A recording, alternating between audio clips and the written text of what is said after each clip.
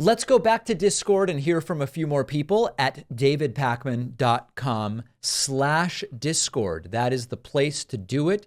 Why don't we go here to, oh, I don't know. What about Zach from Florida? Zach from Florida, welcome to the program.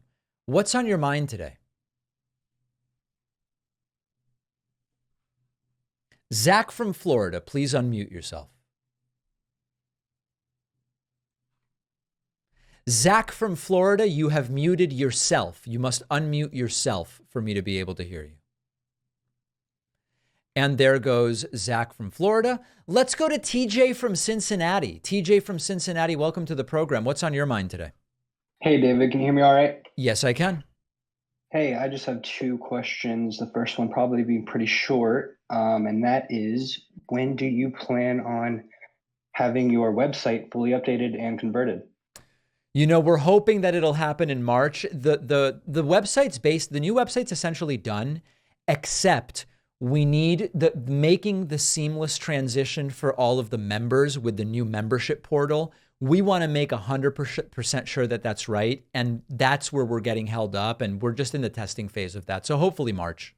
Yeah, great. Thanks for the update. I'm patient, so I will be patiently waiting. Thanks. Good. My second question is, in a hypothetical where Biden wins the election in November and is inaugurated in 2025, say he is doing all right and then eventually falls ill and is unable to perform his duties as president, and Right. Kamala becomes the president. Yes. From my understanding, I believe that she is able to appoint a new vice president. And my question is, who do you think she should and would choose, and if it really matters?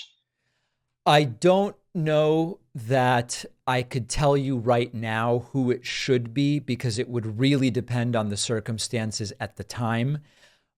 Thinking strategically, in the scenario you're outlining, Biden wins, has his second inauguration in January 2025, dies or has to resign for medical reasons or whatever, Kamala Harris becomes president. Who should then become VP?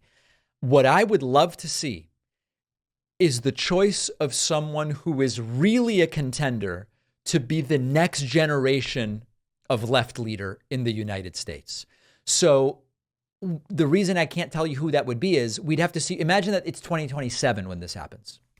We'd have to see in that year, are people still talking about Gavin Newsom or not? What's Pete Buttigieg up to? But my idea would be that whoever is being seriously thought of as a good contender to represent the left in 2028, that person should be made VP. That would be my strategic answer. Sure. Yeah, I agree. I think that Kamala, I don't see her running in 2028. I don't think she's super popular among many left or right in general, maybe left, Yeah.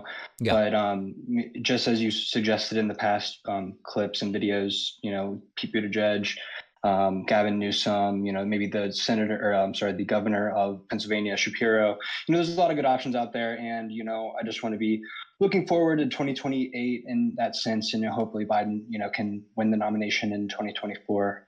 But yeah, that's all I had today. Thanks for taking my call. All right, TJ from Cincinnati, thank you so much for the call. I very much appreciate it. Why don't we go next to Henry from New Jersey? Henry from New Jersey, welcome to the program.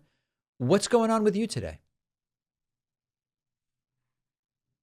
Hey, David. Henry, yes, welcome. So actually what I wanted to talk about was the Alabama IVF ruling.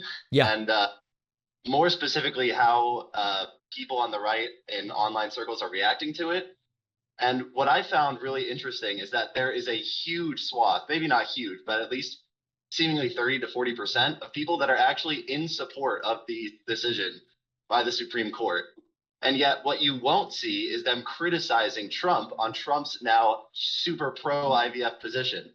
They will call each other murderers. They will call each other, evil, but they will not make that same statement about Trump for the exact same thing. And it just blows my mind. And they are quite literally in knots over this IVF thing. And there is so much confusion. First of all, a whole bunch of Republicans have said, no, you got to have access to IVF. So of those Republicans, when some of them say you've got to have access to IVF, they are disagreeing with the decision. There are other Republicans who say we have to keep access to IVF, who don't understand how the ruling restricts access to IVF by making IVF clinics terrified that they're going to go down for murder if they dispose of frozen embryos in the ways that they've done for decades.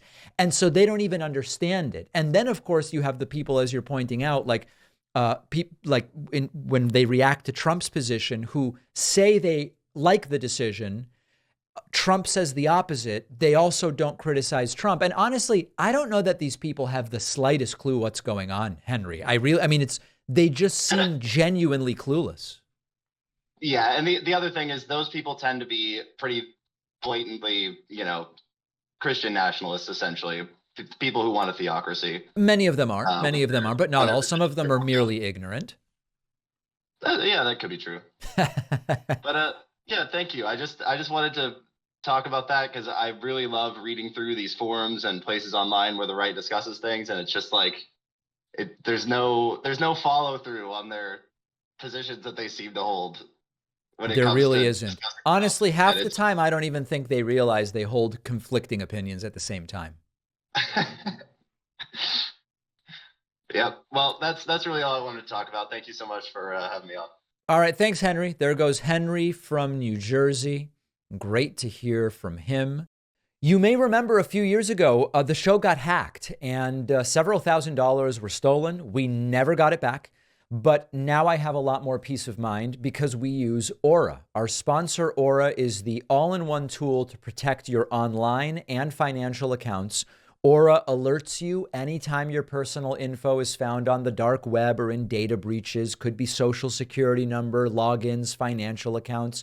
You will get very fast alerts if a criminal does something like try to open up a bank account in your name, take out credit in your name. Aura will also monitor your bank accounts, your home and auto titles, which can help to guard against fraud. And Aura even protects your phone by letting you block and screen spam calls and texts. Aura has parental controls for your kids' devices to restrict apps, manage screen time, set focus time. You can try Aura free for 14 days at aura.com/Pacman. It only takes a few seconds to use the free trial to see if your username and passwords have been leaked online. The link is down below.